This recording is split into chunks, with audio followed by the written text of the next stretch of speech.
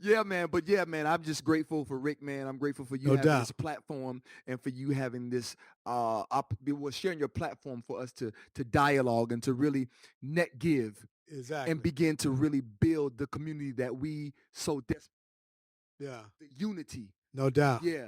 No So doubt, I'm man. grateful Thank for you for y'all, man. supporting, man. Yeah, yeah, yeah, for You sure. know what I'm saying? Yes, And sir. so introduce the Lapo, man. I know you had a lot. You don't work with him, and you done done some projects with him, man. So I thought it would be fitting for you to bring him and the producer of Water Boys up to the stage. Man, Delapo, man. I tell you this, man. This brother behind the scenes, man.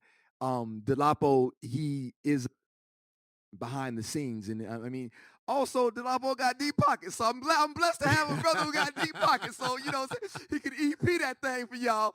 Oh But yeah. you know what I mean? So, but when I say this, man, he's been able to um help creatives tell our stories, and we need people like Delapo, so because our stories deserve to be told. And Oh then when yeah. he believes in it, he pours into it, man. So Mhm. I'm grateful for you, King.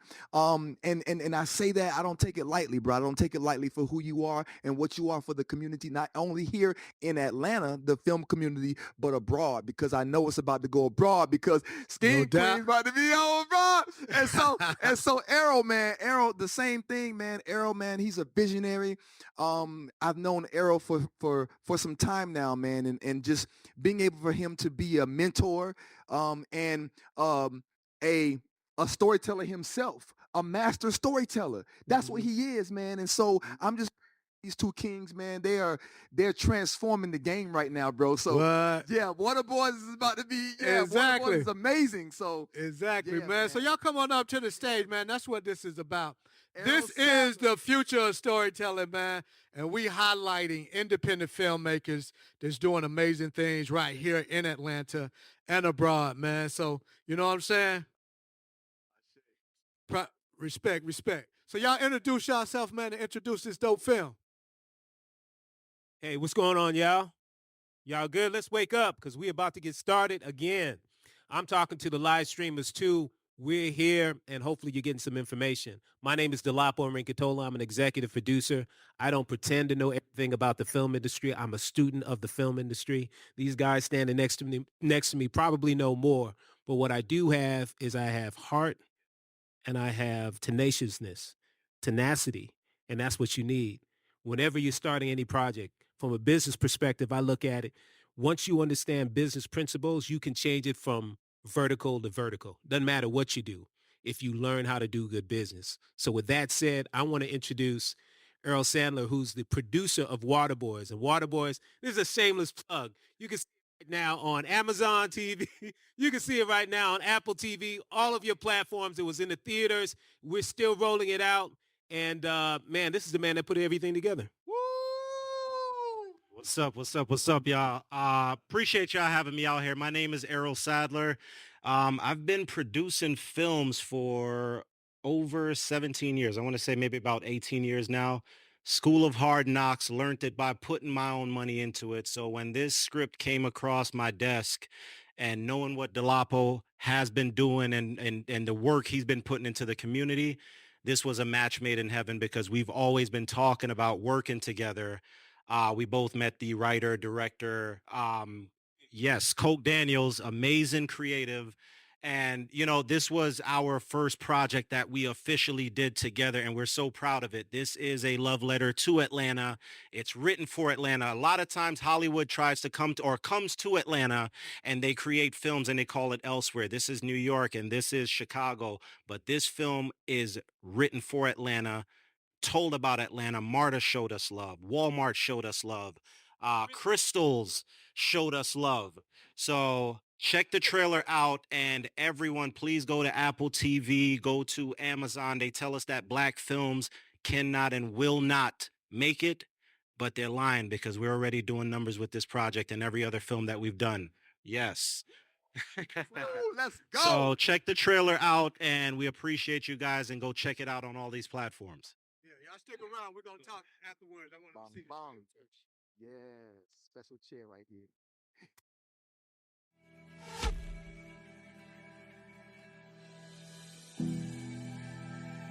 Let me explain to you the economics of being a water boy. You get a bag of ice, $4. 40 waters, $5.36 each. Ain't no jobs out here. Folks ain't got no choice but to hustle. Oh, get your water. And these corners are getting dangerous, man. It's like we starting to deal with the same type of drama we would have if we were selling drugs. Promise me that you'll always make it home safe. Mom, I told you, I want to get us out of here. I keep telling y'all we need a fire. We're not getting guns. If you live by the gun, you die by the gun. What is your end game, man?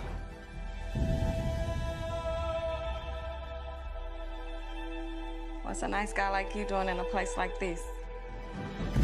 In response to the recent violence surrounding Water Boyz, Got a gun!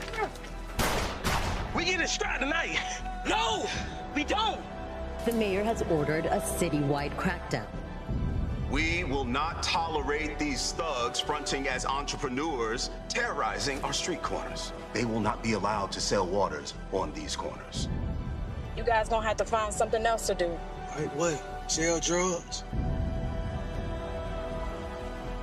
What happened? I don't want to talk about it. What happened? Next time, it's them or it's me. Them or me. Kids are getting killed every day out here in these streets over nothing. Make me one promise, Drew. Promise me you're gonna be safe on these streets, brother. That same little buddy from the party the other night, ain't it? This a private party, bruh. Oh, yeah?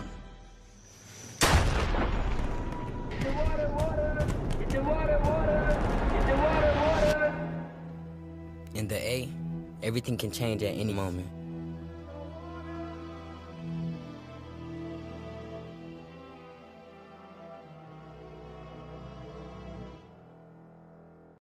So within reading the story, now I had to, with seeing, okay, cool, this is how beautiful the house can be. How much lumber, how much windows, how much labor, how much of this do I have, and can I fit it within this dollar amount? So the first thing I did was build out a budget and a schedule so that I can be the middleman between our director, Colt Daniels, and the money at Delapo and his partners. So now if he had any financial questions, I was like a translator. If he had any financial questions, I can answer it for him creatively and vice versa, and same thing director. So that's how I got intertwined in the project, and I loved it. So at all costs, I was going to make the project work. Yeah, that's awesome. That's awesome. How many filmmakers we got in here by show of hands? 1, 2. Okay. So y'all understand the process of you got to get that budget right first. Right.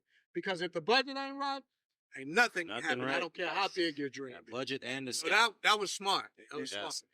I would say, for me, much like Earl, I'm on the business side, but I have a little more a different lens because I'm thinking from the guy who's writing the check. Am I going to get my money back? Boom. How do I get my money back? ROI. Yeah. And I look at, just like I do real estate too. And one rule I have in real estate is if I can't live in that house, I don't buy it. If I read a script and I feel like I'm not going to watch it, I'm not into it. So the first thing when Colt was telling me about his idea, I'd done a movie with him called Karen, which was very successful. Yes. And so he told me about his idea. This is before the script. He's telling me about the idea. We're talking about it. And I'm listening and I'm smiling. And I'm like, okay, he got me, but I won't let him know. I said, who do you have? Who do you get? What's the talent? Because for me, I'm thinking talent is going to equate to sales, which is going to equate to, am I going to get my money? It's a selfish seat to sit in, but you got to sit in that seat. So when we started talking about talent, started talking about the story, and to steal Earl's words, it was a match made in heaven. I was like, okay, let's do this. We can make it happen. Yeah, that's dope. That's dope. So yeah, man. And now that part, once that part was done, production, I guess I'll ask, roughly around what's the general cost for a film of this magnitude? I don't know. You ain't gotta get it, but You better answer that, because how much we just want to know what we gotta come up with. The chicken flesh. All right. So I'm gonna tell every filmmaker in here, don't focus on the cost, because one size doesn't fit all. That's kind. Yes. Real estate in Macon, Georgia is not the same as real estate in Buckhead. Right? Yep. And with any script that we take on, we try to find the ugliest house on the best block. Real estate terminology. So in a sense of Water Boyz, this, Atlanta is trend setting. Atlanta is unique. Atlanta is Black Mecca. Atlanta is I'm a New Yorker, by the way, talking all of this about Atlanta. Let's go. Right? Let's go. Atlanta sets the trend. Absolutely. Right? So now when you're talking to people about Water Boyz in New York and they're like, yeah, son, I seen the Water Boyz and all this other stuff, it means the story has the potential to travel. Yeah. This is the ugliest house on the biggest block, right? So now for us, with being profitable, we have to figure out what is it going to cost us to tell this story that also puts us at a point of profitability Testing. for our investor. So for me, can y'all hear me? So for me, my job was how to justify the means to his end and the means to the director's end. He wants to tell a story. Yeah. He wants to tell a story, but it's got to make sense. It's got to make dollars and cents. So we could have shot it for $5 million, but if it's only going to pay out $4 million, it doesn't make sense. You see what I'm saying? So as a producer, you have to figure out where's the sweet spot with telling this story and getting him his money back so we can do it again. That's good. So that's the cost. The cost is the sweet spot. Find a sweet spot in whatever story you're telling. But you learn something, though. I don't know, but that is really, really eloquently said. Yeah. I'll put it this way, guys. You can make a really good film for $500,000. Yes. Okay. Will the film be a theatrical film? The focus on this particular project is we wanted to show it in the theaters. Yes. That's a whole different ball of wax. Yes. Right. Yeah. So you use a different DP, the lighting, everything, the producer, everything is different when you want to go theatrical. Right. We spent, I won't give you the exact amount, but it's north of $2 million is what we spent on this particular project. Yeah. And we feel that we have a wonderful film that's going to do exactly what it's supposed to do. Amen. Wow. Amen. I shake. Yeah. So that's. Go ahead, Rick. No, I was just going to ask. Since this is the future of storytelling. Yes.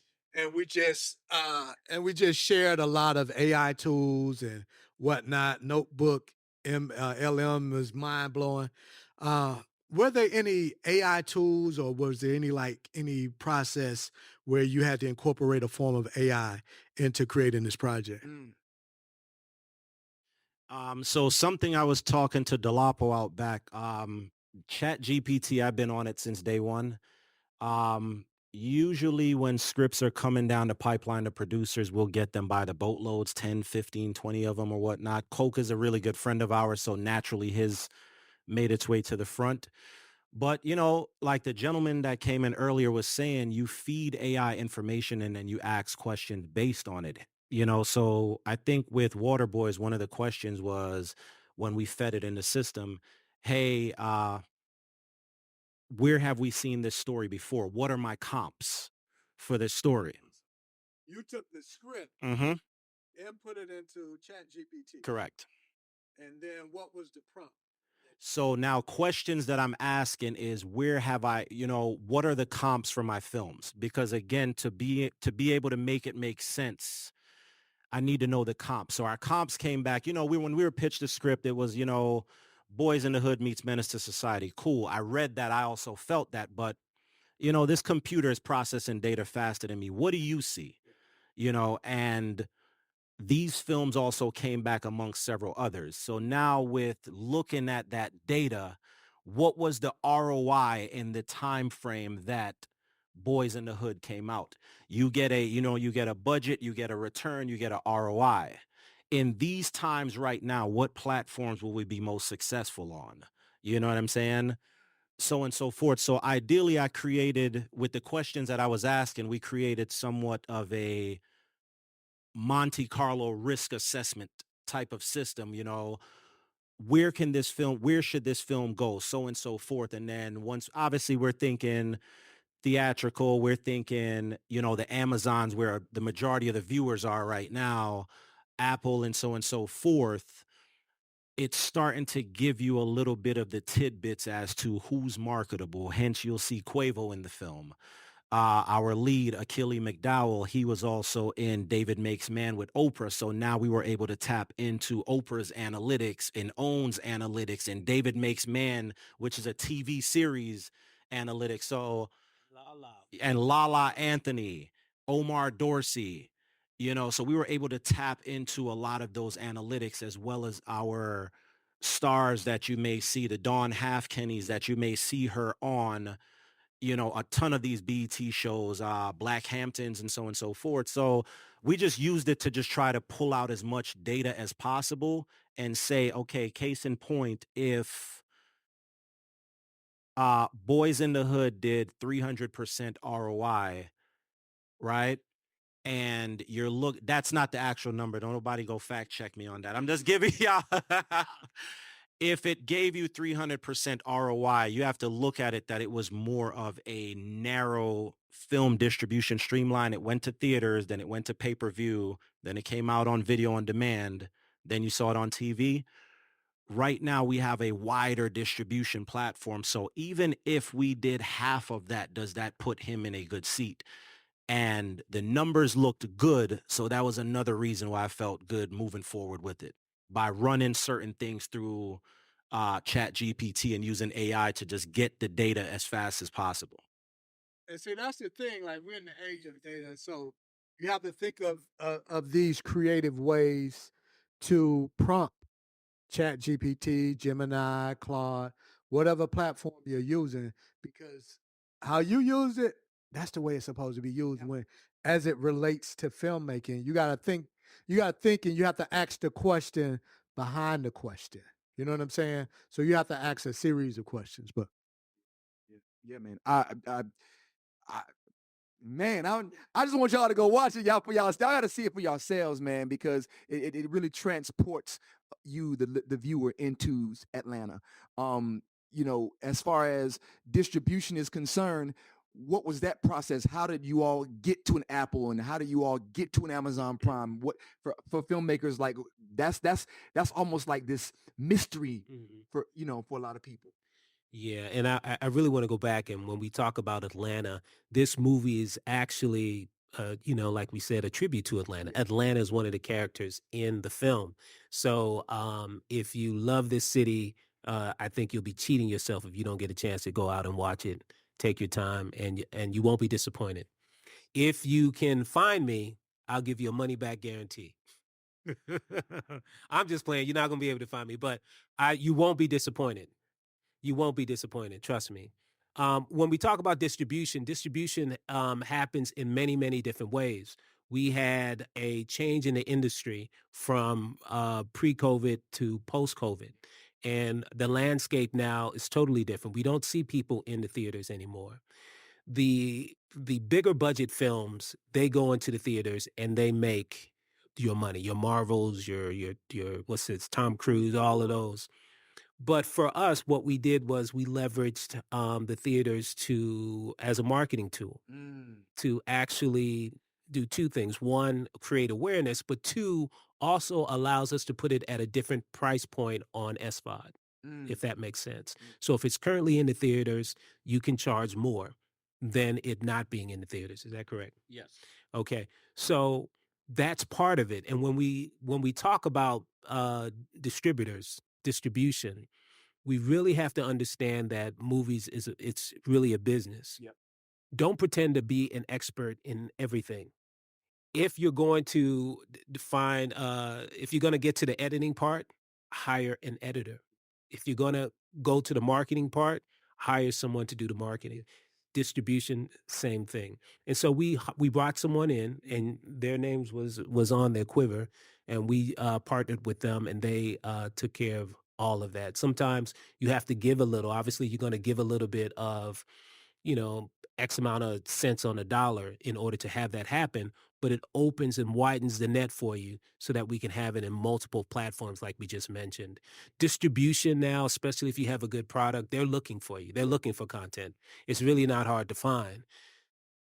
I challenge you, though, when you make a film that you would want to see yourself on television. You would watch yourself. The problem is we take shortcuts and then we want people to distribute it and it doesn't happen and we get sad. Everybody can make an expensive home movie, and I'm not bashing creators because I'm not one. I let the creatives do their thing. So art is art. But we all know what universal acceptance is, and I challenge us to take that role. It's very important because once we put good content out there, they'll continue to ask for it. But if we put BS content out there, it's really hard. You're setting us back. So at the end of the day, I challenge us. We're all good storytellers to continue to do good content, and distribution will take care of itself. Love it. I don't know if you. One thing you said. Love it. You Oh, go, yes, sir. Mike. Yes, sir. Yeah, one thing you said was Atlanta is a character in the film. So you just kind of glazed over that, but unpack that because as a filmmaker, you need to understand who the characters are. And with you saying Atlanta is a character, I find that very interesting. Yeah. So some of the things that we did, man, like we were shooting in Bankhead 1, 2, 3, 4 o'clock in the morning. If you heard a gunshot, this is Atlanta. You know what I'm saying? Obviously, for our folks that aren't from Atlanta, we lalas and so on and so forth. We had security out there, but it's just like, this is Atlanta. The way the director had the script, but with him tapping into actual homegrown talent right here, if they were slanging, if you get it, you get it. If you don't, there's no subtext, bro. Rewind the film and watch it again. This is what it is. This is what Atlanta sounds like. This is what certain parts of Atlanta feel like. And with the research that we did with the Water Boyz, we wanted to justify these young Black men and young Black women because, you know, a lot of time we were just on Fox 5 yesterday talking about this. And a lot of times, being that they're growing up in, you know, communities that may be considered subpar, they're waking up to, you know, what you call it, not the best of circumstances, etc. And a lot of these Water Boyz, all they're trying to do is they're trying to make it. 9 out of 10 of them, they're just trying to help mom, right? And selling water is the last resort before they kick in your window, before they start selling drugs, before they start swinging guns, so on and so forth.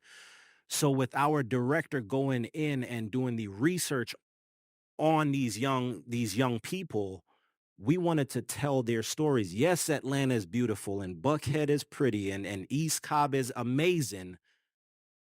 But in certain parts of Bankhead, it's a war zone, and this is what is happening out here. You know what I'm saying? Atlanta is great. Shit, come on out, come and visit.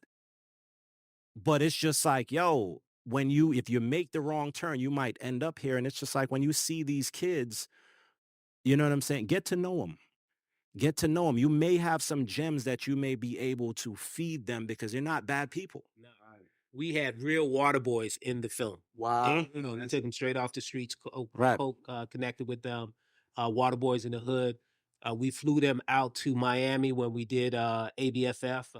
Our promotions, we had the most grassroots promotions at ABFF Film Festival this year, which was where Quiver saw our film and they were just like, we have to be a part of it because we had Water Boyz out there and they were putting the mash on people like they do. You know what I'm saying? Yes. Hey, cuz, hey, yo, you ain't gonna take this bottle. Hey, bro. And when they put the mash on you and you couldn't stand it no more, it's just like, it's a promotion for our film. Well, see, here's the thing. I salute you for doing that because a lot of people don't know, but I started my career as a college rep for Def Jam, Interscope Records. So I go way back to when we were doing the street team. You know about the street. So those were some of the creative things that we did back then. So to do that now, and I'm sure on the bottle you had some form of marketing or something, or they had T-shirts with the movie on. Those are the type of things we have to do nowadays to to stand out from the noise and the clutter. So I salute y'all for doing that. That was dope. I didn't know that. Yeah, that's why I saw it at ABFF. So I was like, man, this so good. Yeah, we literally had the most controversial film there because they thought that these kids were outside peddling water, and it caused a frenzy. Police came out, the commissioner for the building. You guys can't sell water here. We're not selling anything. It's film promotion. What? You mean? Oh, film promote? Oh, what? Oh, wow. Quiver heard of it, and they had to have the film. That's dope. That's so dope. Salute, man. That's great. Closing remarks. If you have any other questions, Those are the questions for me. I don't know if you want to take if the audience has any questions. Have any questions? Audience, I have a question. okay. Killing me.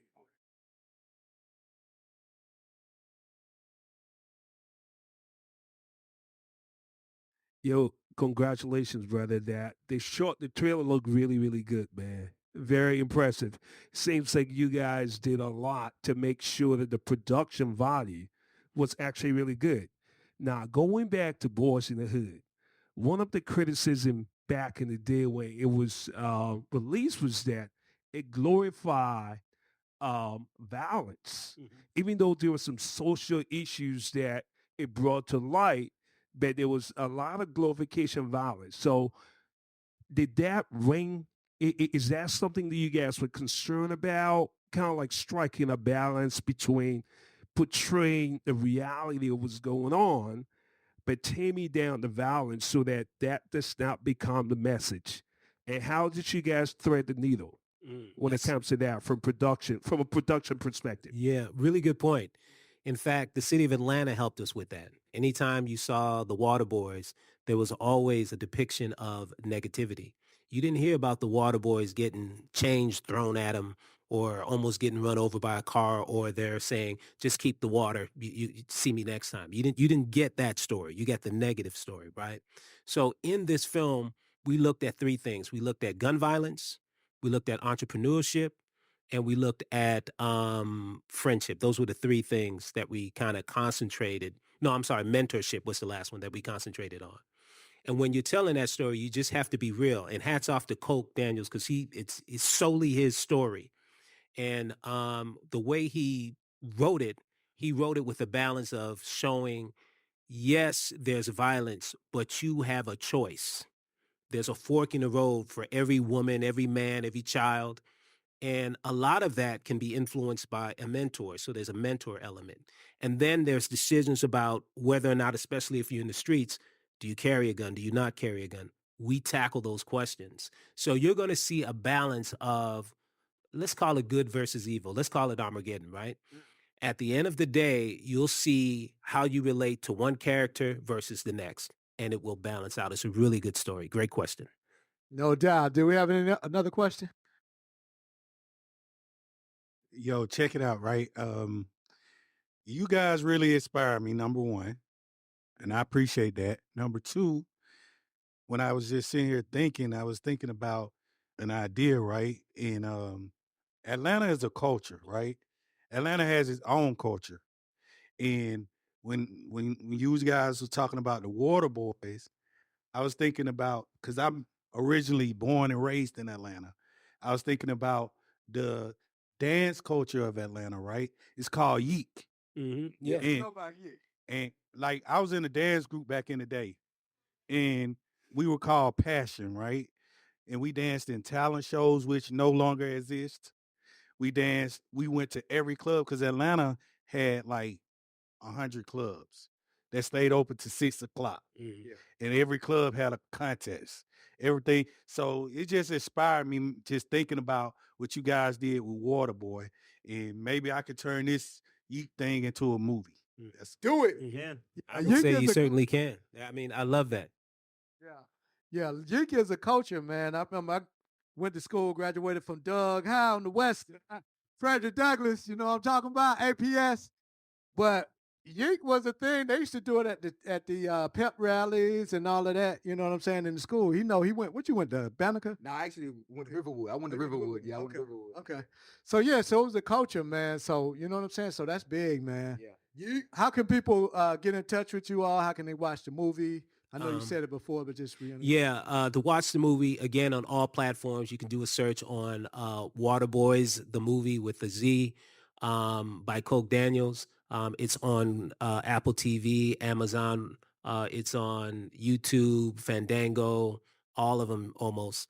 And to follow me, I'm on all social media platforms under official Dolapo E, Dolapo, D as in David, Dolapo E, Dolapo E. And shameless plug, I appreciate this establishment and, hosting this event. I know what it is. I'm an owner of several restaurants around the city, one notable one being Blue Lagoon in Buckhead. So if you're ever out there, I'll definitely show some love. Yeah. Blue Lagoon, Blue Lagoon, Blue Lagoon. So same thing that he said, please go check the film out. It's really important. I know you guys keep hearing that, but I got a chip on my shoulder. I love us. I love shooting our movies. I love telling our stories. And I dislike that every time I go to Paramount to pitch or Sony to pitch with predominantly people that look like us, they tell us that our movies are not marketable and are not profitable. So every time, every film that I've shot, we always prove them wrong. So I need y'all help. So again, Amazon Prime, if you're watching it, tag Dolapo, tag me on it, tag our director, Coke Daniels, my social media at Errol Sadler. That's ERROLSADLER. Errol, like the Jamaican. I'm Jamaican, right? But yeah, please go out and watch our film, tag us on it, because again, the analytics are important. We shot it here, so we're getting love here. These networks and these distributors will know, okay, cool, we need to invest and we need to pick up more films coming out of Atlanta, because this state, this city, this beautiful city is a trend-setting city. And I'm here for it. I came in 06 on a quick vacation. I haven't left since. We've been trying to kick him out. He won't leave. I'm not going. Hey, I've been here for a long time. I think y'all own me at this point. Y'all give it up. Water Boyz.